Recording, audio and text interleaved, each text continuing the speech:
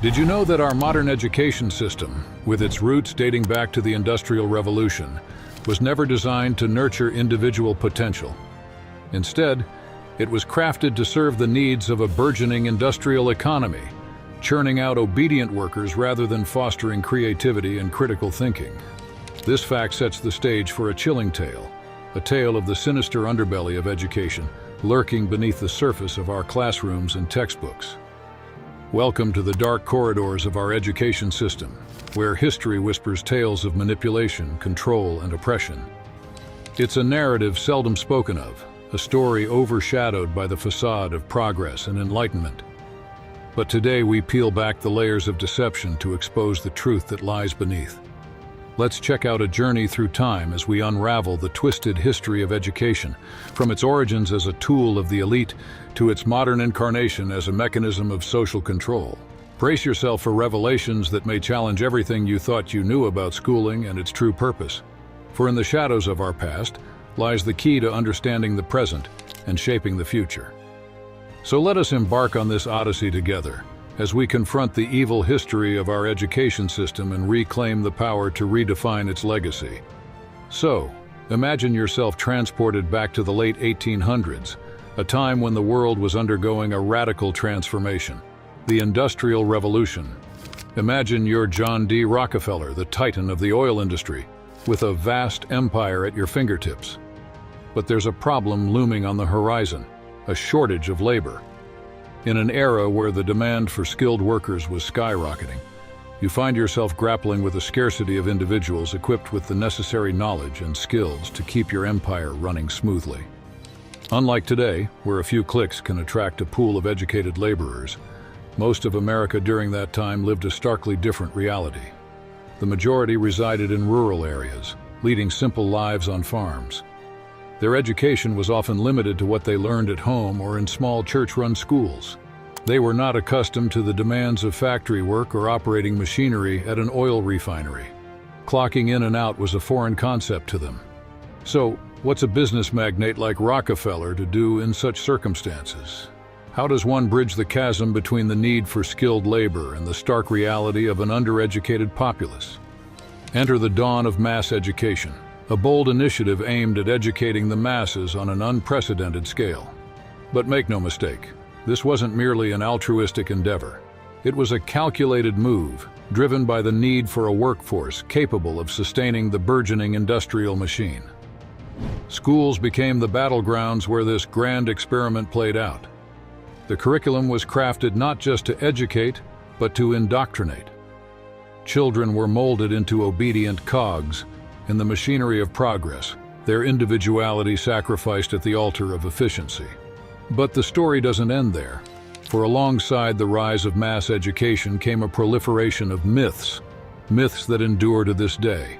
One such myth is the belief in the inherent benevolence of the education system, a notion that conveniently overlooks its darker origins and ulterior motives. Take, for instance, the widely held belief that education is the great equalizer, a force capable of transcending social barriers and leveling the playing field. Yet, scratch beneath the surface, and you'll find a far more sinister truth lurking in the shadows. Consider the case of Horace Mann, often hailed as the father of the American public education system. While Mann's intentions may have been noble, his vision was tainted by a deep-seated belief in the supremacy of Western civilization and the need to civilize the masses.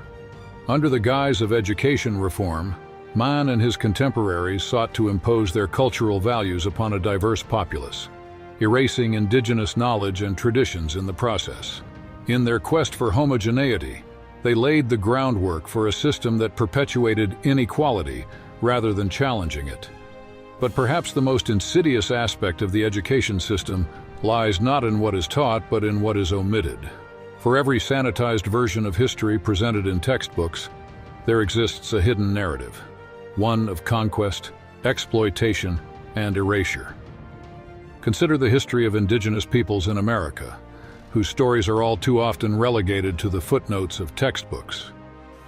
Generations of children grow up learning a whitewashed version of history, where the sins of the past are glossed over in favor of a more palatable narrative. As we stand at this critical juncture, teetering between the echoes of our history and the possibilities of the future, it's imperative that we delve deeper into the complexities of our education system. For too long, we've been content to accept the status quo, turning a blind eye to the systemic injustices that continue to plague our schools. Education, we are often told, is the great equalizer, a noble ideal that promises to uplift the masses and level the playing field. But scratch beneath the surface and you'll find a far more nuanced reality. Our education system, far from being a bastion of equality, has often served as a tool of oppression, perpetuating existing power structures and marginalizing those deemed unworthy.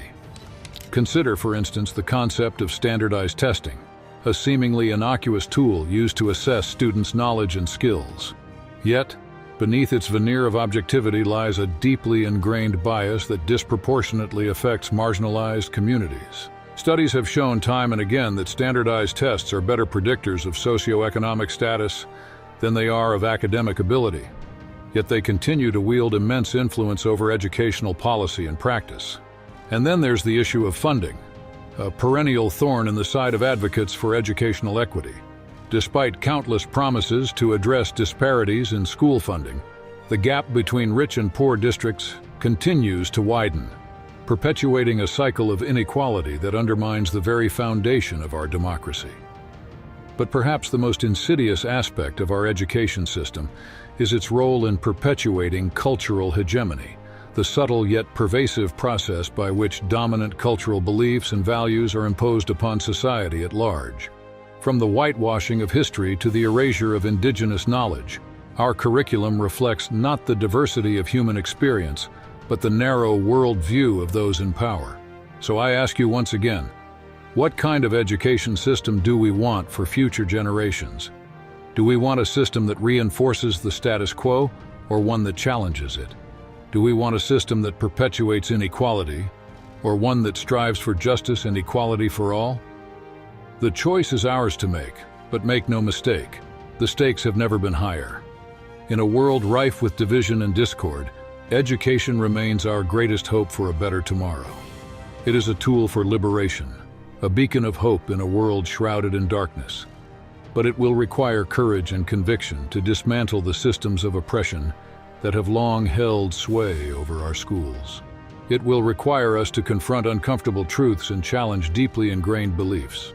And it will require us to stand together, united in our commitment to a brighter, more inclusive future. In the symphony of progress, let us each play our part, harmonizing our efforts to orchestrate a future where education is the cornerstone of empowerment.